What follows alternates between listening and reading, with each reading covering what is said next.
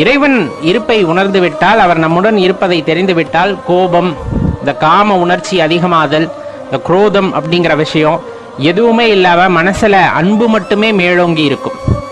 மனதில் அன்பு மட்டுமே மேலோங்கி இருக்கிறது அப்படிங்கும் போது தெளிவா தெரிஞ்சுக்கலாம், சிவபெருமான் நம் மனதினுள்ளே ஆலயமாக எழுப்பிய நம் மனதினுள்ளே வந்து குடியமர்ந்து விட்டார், அவர் நம்முடன் தான் இருக்கின்றார் அப்படிங்கிற அந்த விஷயத்தை தெளிவா தெரிஞ்சுக்க முடியும். அதை தாண்டி உடலிலே ஏற்படக்கூடிய மாற்றங்களை வைத்து சில பேர் புரிந்து கொள்ள முடியும். ஆலயத்திற்குள்ள செல்லும் பொழுதே ஒரு இனம் புரியாத ஒரு மகிழ்ச்சியானது உண்டாகும். அதே போல உடல் சிலிர்ப்பு ஏற்படுதல், மூலாதாரத்திலே ஒரு அதிர்வு உண்டாதல், ஆக்ஞா சத்திரத்திலே ஒரு அழுத்தம் உண்டாதல், அல்லது ஏதேனும் உடலிலே ஒரு வித்தியாசமான உணர்வை நம் ஆலயத்திற்குள்ளே செல்லும் போது உணர முடியும். அல்லது வீட்டிலே நாம் பூஜை செய்யும் பொழுது கூட, இறைவனின் மந்திரத்தை சொல்லும் போதும் கூட உடலுக்குள்ளே பல பட்டாசுகள் வெடிப்பது போல ஒவ்வொருத்தருக்கும் ஒவ்வொரு அனுபவம், அப்படியே ஒரு உள்ளார்ந்த உணர்வானது எப்பொழுதுமே ஏற்பட்டு கொண்டிருக்கிறது. அப்படிங்கும் போதெல்லாம் அது பார்த்தீங்க அப்படின்னா இறைவனின் இருப்பை உங்களுக்கு ஆழமாக அழுத்தமாக எடுத்து கூறுவதாக இருக்கும். இப்படிப்பட்ட அறிகுறிகள் எல்லாம் இருக்கிறது, இந்த மாதிரி விஷயங்கள் எல்லாம் உங்களுக்கு நடைபெறுகிறது அப்படிங்கும் போது இறைவன் உங்களுடனே தான் இருக்கிறார் அப்படிங்கிறத தெளிவாக தெரிஞ்சுக்கணும். தெரிஞ்சுக்கிட்டு அவருடைய புகழை பாடுதல், அவருடைய பெருமைகளை பேசுதல், அவருடைய மந்திரங்களை சொல்லுதல், இந்த மாதிரி அவருடைய சிந்தனையிலே இருக்கும் பொழுது தீய எண்ணங்கள் எதுவும் மேலோங்காது. நல்லவர்களுடனே இருக்கும் பொழுது இந்த உலகம் நல்லவையாகத்தான் நமக்கு தெரியும். தீயவர்களுடன் பழகும் பொழுது இந்த உலகம் தீமையாகத்தான் தெரியும்.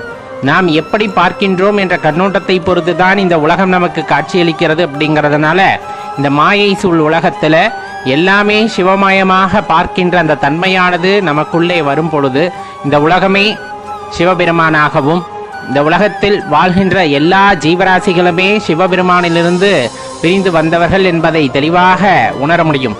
எந்த இடத்திலிருந்து நாம் வந்தோமோ அந்த இடத்தில்தான் இறுதியாக நம்மால் சென்று சேர முடியும்.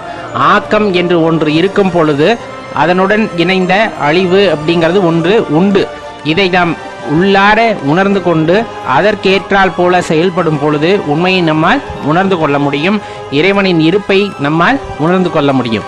அந்த இறைவனின் இருப்பை உணர்ந்து கொண்டோமே ஆனால் நமக்கு வருகின்ற எல்லா சோதனைகளுமே நமக்கான வழியை காட்டக்கூடியதாக இருக்கும். அந்த வழியானது தெரிந்துவிட்டது என்றால் நமக்கு என்ன காரியத்திற்காக நாம் இந்த பூமிக்கு வந்தோமோ அந்த காரியத்திலே மும்முரமாக ஈடுபட்டு அதை செயலாக்கி இறைவன் நம்ம கிட்ட கட்டளையை நிறைவேற்றி விடுவோம். அப்படிங்கிறதுல எந்த மாற்று கருத்துமே இல்லை.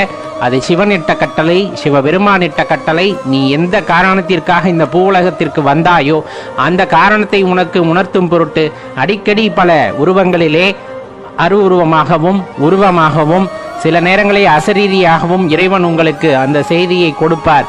அதை காது கொடுத்து கேட்க வேண்டிய பொறுமையானது நமக்கு இருக்கின்ற பட்சத்திலே நம்ம எதற்கு வந்தோம் என்ப உண்மையானது நமக்கு தெரிய வரும். அதன் பின்னர் அதனை செயலாக்கும் பொழுது இறைவன் நம்முடனே இருக்கிறார், இருந்தார், இருப்பார் அப்படிங்கிற அந்த எண்ணமானது நமக்குள் ஆழமாக தோன்றும் என்றால் அதில் எந்த மாற்று கருத்தும் இல்லை என்பர்களே. நம்ம சிவபித்தன் சேனல் பிடிச்சிருந்ததுன்னா இந்த வீடியோ லைக் பண்ணிட்டு நண்பர்களோட பகிர்ந்துக்கோங்க. நம்மள இருக்கிற பக்தியானது உண்மையா பொய்யா அப்படிங்கிறத யார் தீர்மானிக்க முடியும் அப்படிங்கிறத கொஞ்சம் யோசிச்சு பாருங்களேன். ஏன்னா இது கண்டிப்பாக எல்லோருமே சுய பரிசோதனை செய்து கொள்ள வேண்டிய ஒரு விஷயம். காதுகளால் கேட்கின்றோம், பிறர் சொல்ல அதை அப்படியே ஆமோதித்து ஏற்றுக்கொள்கின்றோம். நாமும் சிவபெருமானை வழிபடுகின்றோம், அதிலெல்லாம் எந்த மாற்று கருத்தும் இல்லை. நம்ம கொண்டுள்ள பக்தி அப்படிங்கிறது உண்மைதான், இல்லை என்றெல்லாம் சொல்லவில்லை. ஆனால் இந்த உண்மையான பக்தியை யார் தீர்மானிக்க முடியும் அப்படின்னா இருவர் மட்டுமே தீர்மானிக்க முடியும். இருவரால் மட்டுமே நாம் கொண்டுள்ள பக்தியின் தன்மையை உண்மையா பொய்யா அல்லது இது ஒரு பொய் வேடமா அப்படிங்கிறத 2 பேர் மட்டுமே தீர்மானிக்க முடியும். ஒன்று எல்லாம் அல்ல அந்த பரம்பொருள், எல்லாம் அல்ல அந்த சிவபெருமான். ஏன்னா பொய் வேடம் பூண்டாலும் கண்டிப்பாக இறைவனுக்கு தெரிந்துவிடும். நம்ம ஆடம்பரத்திற்காக பகட்டிற்காக சில விஷயங்களை செய்கின்றோம் அப்படிங்கும் போது கண்டிப்பாக அது சிவபெருமானுக்கு தெரிந்துடும். அதை தான் நெக்கு நெக்கு நினைப்பவர் நெஞ்சுலே புக்கு நிற்கும் பொன்னார் சடை புண்ணியன் பொக்கமிக்கவர் பூவும் நீரும் கொண்டு நக்கு நிற்பார் அவதம்மை நாணியே அப்படிங்கிற பாடல் மூலமாக நம்ம தெரிந்து கொள்ளலாம். இப்போ ரொம்ப முக்கியமான விஷயம், இந்த அன்பு அப்படிங்கிறது அல்லது அந்த வழிபாடு அப்படிங்கிறது மனம் சார்ந்த ஒரு விஷயம்.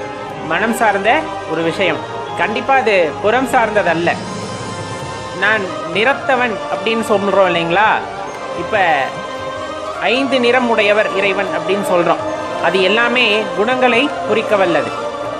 இதில் ரொம்ப முக்கியமானது, இப்போ நம்மளுடைய நிறத்தை பொறுத்து ஒருவர் வெள்ளையாக இருக்கின்றார், மாநிறமாக இருக்கிறார், கருப்பாக இருக்கிறார்.